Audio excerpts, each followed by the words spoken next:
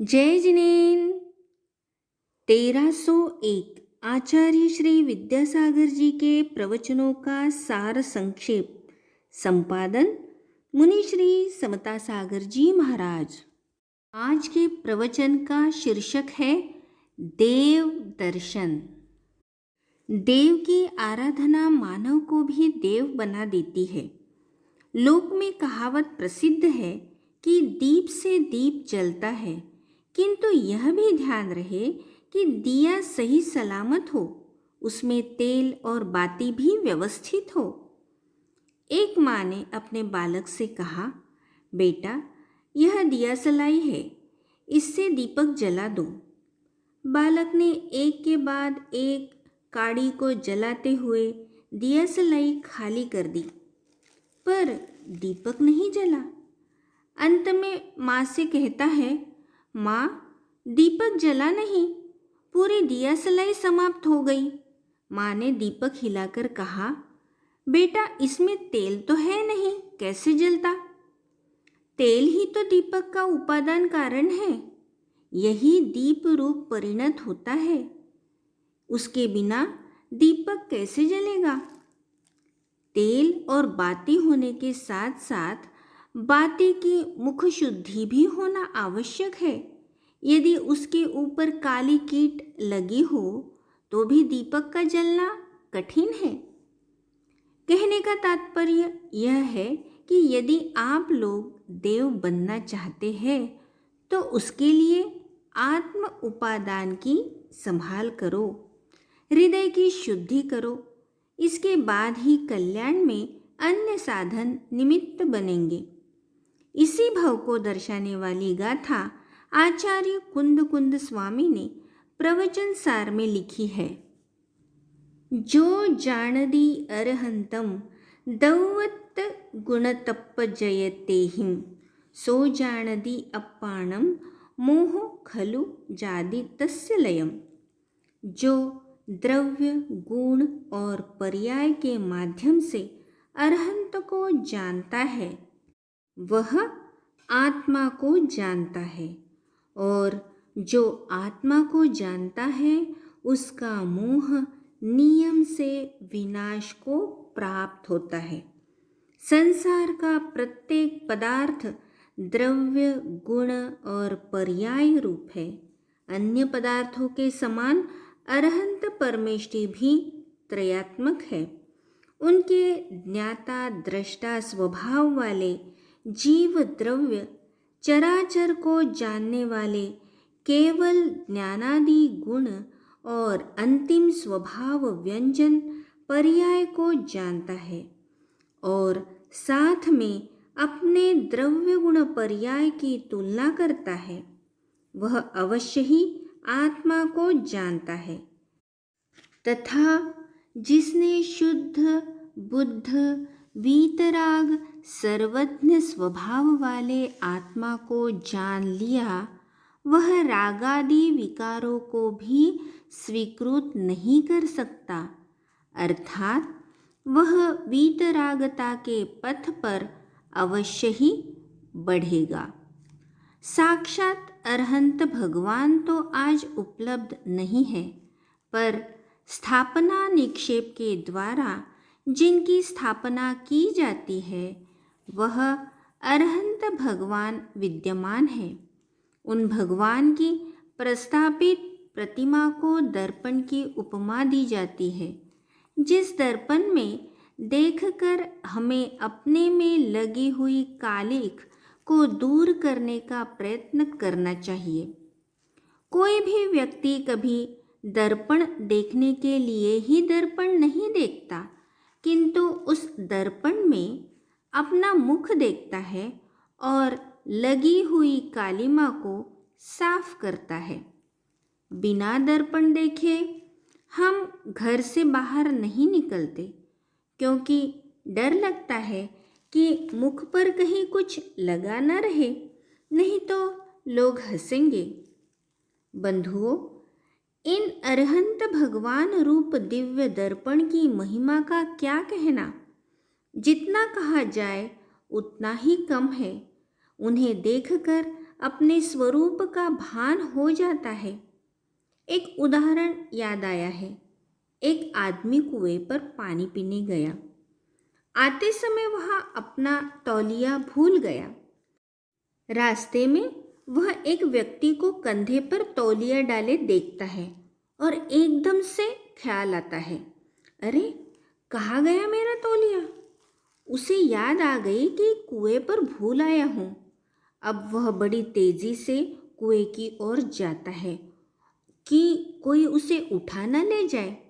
तो जिस प्रकार तौलिया के देखने से अपनी गुमी हुई तौलिया का स्मरण हो जाता है, उसी प्रकार अरहंत भगवान की वीतराग मुद्रा देखने से अपनी वीतराग दशा का स्मरण हो जाता है।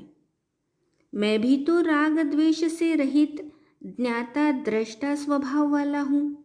देखो, ये अरहंत परमेष्टि राग द्वेष से मुक्ति पा चुके, क्या मैं नहीं पा सकूंगा? इनके दर्शन कर हम भी तो वीतरागता के मार्ग पर चलकर इन्हीं जैसे पद को प्राप्त कर सकते हैं। नमोकार मंत्र में अरहंत परमेष्टि को पहले नमस्कार किया गया है और सिद्ध परमेष्टि को बाद में, जबकि अरहंत अभी 4 अघातीय कर्मों से सहित है। भले ही वह जीवन मुक्त है और सिद्ध परमेष्टि अष्टकर्म से रहित होने के कारण पूर्ण मुक्त है। इतना बड़ा अंतर होते हुए भी अरहंत को पहले नमस्कार करने का प्रयोजन यह है कि उनसे हमें मार्ग की प्राप्ति होती है। सिद्ध परमेष्टि के अस्तित्व का पता भी हमें अरहंत से ही मिलता है। इसीलिए अरहंत मंगल के पश्चात सिद्ध मंगल कहा जाता है। इन दोनों पदों में हम इस तरह भी अंतर समझ सकते हैं कि अरहंत उस कांच के समान है जिसके पीछे लाल लाल मसाला लगा हुआ है। उस मसाले के कारण ही दर्पण में हमें हमारा मुख दिखता है, और सिद्ध परमेष्टि उस कांच के समान है जिस पर कोई मसाला नहीं लगा, सब कुछ आर पार हो जाता है। इसी प्रसंग में एक बात और विशेष रूप से बतलाना चाहता हूँ कि स्वर्ण यदि शुद्ध है तो कोमलता के कारण उससे आभूषण नहीं बनते, किंतु जिस स्वर्ण में थोड़ी अशुद्धता है, किंचित मात्र तांबा आदि मिला हुआ है, उससे आभूषण बनाए जाते हैं और वे टिकाऊ भी रहते हैं। सिद्ध परमेष्टि शुद्ध स्वर्ण के समान है, अतः उनसे किसी को उपदेशादि नहीं मिलता, पर अरहंत भगवान स्वर्ण के आभूषण के समान है, उनसे सबको उपदेशादि मिलता है। यहाँ अशुद्धता का अर्थ अपूज्यता के साथ नहीं लगाना, क्योंकि अघातीय कर्म जनित अशुद्धता के रहने पर भी अरहंत प्रभु शत इंद्रों के द्वारा पूज्य होते हैं। अरहंत भगवान की विशेषता वीतरागता और सर्वज्ञता से है। सम्यक दर्शन की प्राप्ति वीतरागी और सर्वज्ञ की उपासना से ही हो सकती है, रागी और अल्पज्ञानी जीवों की उपासना से नहीं। अरहंत की प्रतिमा को प्रतिष्ठा शास्त्र के अनुसार अरहंत माना जाता है तथा उसके दर्शन करने से सम्यकत्व की प्राप्ति होती है। शास्त्र के द्वारा तो केवल उसी जीव की आत्मा जागृत हो सकती है जो कान से बहरा नहीं है तथा पढ़ लिख सकता है, परंतु अरहंत की प्रतिमा का दर्शन तो प्रत्येक मनुष्य के लिए सम्यकत्व की प्राप्ति में तथा उसकी वृद्धि में सहायक है। दृश्य काव्य अर्थात नाटक, सिनेमा आदि का जो प्रभाव होता है वह श्राव्य काव्य का नहीं होता है। अरहंत भगवान का दर्शन दृश्य काव्य के समान तत्काल आनंद देने वाला होता है। यह तो रही उपशम और क्षयोपशम सम्यकत्व की बात, किंतु क्षायिक सम्यक दर्शन को साक्षात जिनेन्द्र भगवान के पाद मूल का आश्रय लिए बिना हो ही नहीं सकता। ज्ञानी जीव भगवान के दर्शन करते समय कहता है, गुणवंत प्रभो तुम हम सम, परंतु तुमसे हम भिन्नतम।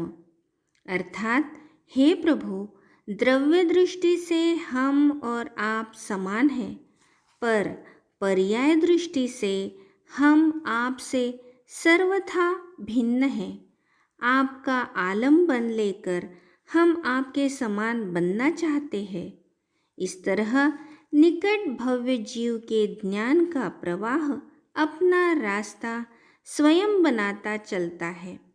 जिस प्रकार की नदी का प्रवाह अपने उद्गम स्थल से निकलकर समुद्र तक अपना रास्ता स्वयं बनाता चलता है।